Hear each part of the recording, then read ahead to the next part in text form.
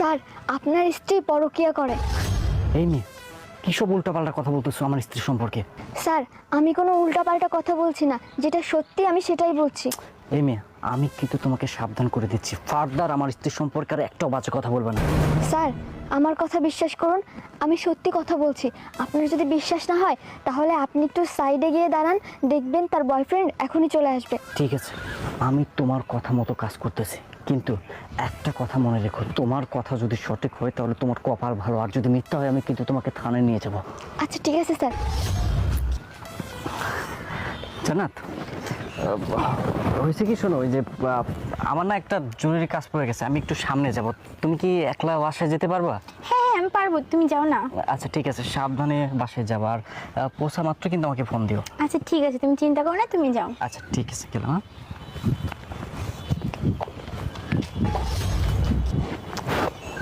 যাক, আমার হাজবেন্ডটা চলে গেছে, এবার আমার বেবিকে একটা কল করি।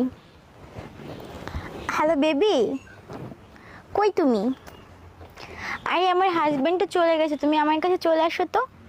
হ্যাঁ হ্যাঁ, আমরা যেখানে প্রতিদিন মিট করি ওইখানেই আছি আমি। আচ্ছা ঠিক আছে, তুমি চলে আসো। আরে বেবি চলে আসছো তুমি? হ্যাঁ জান, আমি চলে আসছি। আচ্ছা তোমার হাজবেন্ড চলে গেছে, তারপর চলে আসবে না তো? আরে বেবি তুমি চিন্তা করো না, ওর একটা কাজ পড়ে গেছে তো ও চলে গেছে, ও এখন আর আসবে না। দেখো বেবি, আমার না এভাবে প্রত্যেকদিন লুকোচুরি খেলতে আর ভালো লাগে না।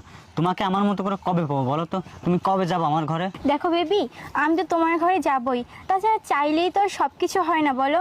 আমি ভেবেছিলাম আমার হাজবেন্ড পুলিশে জব করে, ভালো স্যালারি পায়, আমাকে খুব ভালো রাখবে, কিন্তু ওর সাথে বিয়ে হওয়ার পর বিশ্বাস করো আমি একটা মুহূর্ত ভালো থাকতে পারিনি। না ও আমাকে মানসিক সুখ না শারীরিক সুখ কোনোটাই ও আমাকে দিতে পারেনি, যেটা তুমি আমাকে দিয়েছো। শারীরিক সুখ মানসিক সুখ তুমি আমাকে সবটা দিয়েছো, আমি তোমার সাথে হ্যাপি। তাই সময় সুযোগ বুঝে ওকে আমি ডিভোর্স দিয়ে আমি তোমাকে বিয়ে করব। আচ্ছা বেবি ঠিক আছে, বেবি চলো না একটু। বাহ বাহ বাহ, ভালোই তো, খোলা আকাশের নিচে চুম্মাচুম্মি চলতেছে। আরে আশা, তুমি এখানে, তুমি না একটা কাজে গেছিলা? আমার কথা বাদ দাও, বলো কতদিন ধরে তোমাদের ইঞ্চি ইঞ্চি প্রেম চলতেছে? আরে তুমি এগুলো কি বলছো? আমার ফ্রেন্ড হয় আমাকে বাসাতে চুপ, লজ্জা করতেছে না মিথ্যা কথা বলতে? তুমি কিন্তু ভুলেই যাচ্ছ আমি একজন পুলিশ অফিসার, মানুষের এক্সপ্রেশন দেখলে বলতে পারি কোনটা সত্যি কথা বলতেছে কোনটা মিথ্যা কথা বলতেছে।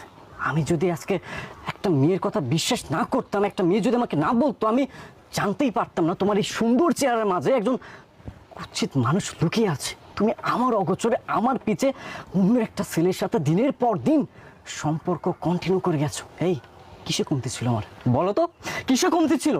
হ্যাঁ হ্যাঁ, আমি একজন মধ্যবিত্ত ঘরের সন্তান, হয়তো তোমার সমস্ত চাহিদা আমি পূরণ করতে পারি না, কিন্তু আমি তো তোমাকে না খেয়ে রাখি না। কি রাখছি বলো, রাখছি? এই চুপ, একদম চুপ। আর একটা কথা তুমি আমাকে বলবে না। তুমি কি বলেছো? তুমি আমাকে খাওয়ান পড়ান সব কিছু দিয়েছো। হ্যাঁ তুমি আমাকে খাওয়ান পড়ান সব কিছু দিয়েছো, কিন্তু একটা মেয়ের শুধু খাওয়ান পড়ানে সব কিছু এনাফ থাকে না। তুমি আমাকে কখনো মানসিক শারীরিক সুখ কোনটা দিতে পেরেছো? সবসময় নিজের কাজ নিয়ে বাইরে বাইরে থেকেছো। কখনো চিন্তা করেছো আমার ঘরে একটা ওয়াইফ আছে, ওকে আমার একটু সময় দেওয়া দরকার? না, তুমি এটা কখনো চিন্তা করোনি। যে সময়টা ও আমাকে দিয়েছে, ও আমাকে অনেক ভালোবাসা দিয়েছে, যে ভালোবাসা আমি তোমার থেকে পাইনি। হ্যাঁ আমি তোমাকে ডিভোর্স দিয়ে আমি ওর সাথেই চলে যাবো, আমি ওকেই বিয়ে করবো। বাস, তুমি কি বললা? আমি আমার কাজ নিয়ে সবসময় ব্যস্ত থাকি? আরে তুমি হয়তো বা ভুলে গেছো, আমি থানায় গিয়ে না আনন্দ উল্লাস করি না, আমি দেশের সেবা করি। আমাদের মতো পুলিশ ভাইরা দেশের সেবা করে বিদায় তোমাদের মতো কিছু মানুষ নিরাপদে বাসায় থাকতে পারো, আর নিরাপদ থেকে এ সমস্ত নোংরামো করে বেড়াও। আমি না ভাবতে পারতেছি না যে আমার সামনে দাঁড়িয়ে এত কিছু দেখার পরও তুমি জোর গলায় কিভাবে কথা বলো। এই তোমার কি শিক্ষা দীক্ষা নেই? পরিবার থেকে কি শিক্ষা পাওনি যে স্বামীর সামনে দাঁড়িয়ে নোংরামো করার পর যখন ধরা পড়া হয় তখন কিভাবে কথা বলতে হয়? এতটুকু কমন সেন্স তোমার নাই? আমি তো ভুলেই গেছি যে আসলে ফ্যামিলি থেকে শিক্ষা না পেলে এমনই হয়। আমি সৃষ্টিকর্তার কাছে একটা জিনিস প্রার্থনা করি যে তোমার মতো জঘন্য নারী আর যেন কোনো পুরুষের ভাগ্যে না জোটে। ওই যে কথা নেই, জীবন সঙ্গী যদি ভালো না হয় তাহলে পুরুষের জীবন শেষ। আমি মাথার ঘাম পায়ে ফেলে শরীরক্ত পানি করে জীবন বাজি রেখে পুলিশের চাকরি করি। তোমার মতো হারাম চিন্তা বদ চিন্তা নিয়ে আমি ঘুরি না। লাস্ট 2 ইয়ার্স হয়েছে আমাদের বিয়ে হয়েছে, 2টা বছরে ঈদের মধ্যে আমি একটা সুতা পর্যন্ত কিনিনি যা তোমার সুখের চিন্তা করে। আমার বন্ধু বান্ধব বাইরে গিয়ে আড্ডা দেয়, অনেক কিছু করে, আমারও না অনেক কিছু করতে ইচ্ছে করে, কিন্তু আমি এগুলো করার সাহস পাই না। কারণ আমি মধ্যবিত্ত ঘরের সন্তান। মাস শেষে পরিবারের পিছনে আমাকে টাকা ঢালতে হয়, মা বাবাকে টাকা পাঠাতে হয়, তোমার মতো মানুষকে টাকা দিতে হয়। জান্নাত, আমি যদি জানতাম তুমি এতটা অমানুষ, এতটা বেইমান, এতটা প্রতারক, আমি কখনো তোমার পিছনে পড়ে থাকতাম না। আমার ভীষণ ইচ্ছে করতেছে তোমার গলা চেপে তোমাকে দুনিয়া থেকে বিদায় করে দিতে, কিন্তু আমি সেটা করবো না। কারণ তোমার মতো জঘন্য নোংরা মেয়েকে মেরে আমি আমার এই পবিত্র হাতগুলো নোংরা করতে চাই না।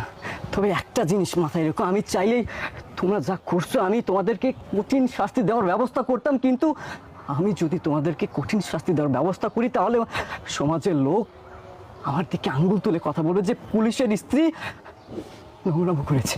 অনেক হয়েছে, আমি আর নিতে পারতেছি না। যাও, তুমি যেহেতু এই ছেলেকে ভালোবাসো, এর সাথে থাকতে চাচ্ছ, আমি তোমাদের চার হাত একসাথে থাকার ব্যবস্থা করতেছি।